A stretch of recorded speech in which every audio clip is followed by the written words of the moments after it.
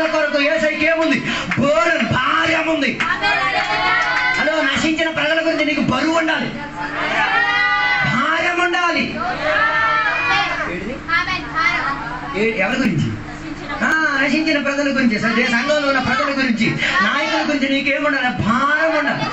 Hello, కొందరికి భారం లేదు, భారం తెచ్చుకో, లేకపోతే నీ ఇల్లు నీకు భారం అయిపోతుంది. నీ ఇల్లు నీకు భారం అవ్వక మునిపే ప్రజల భారాన్ని నువ్వేం చేసుకో, మోసు. కనిగేసే చెప్పినమాట, ప్రయాసపడి భారం మోగిస్తున్న సకల జనులను నా ఎదుటకు రండి, నీ భారాన్ని నేనేం చేస్తా.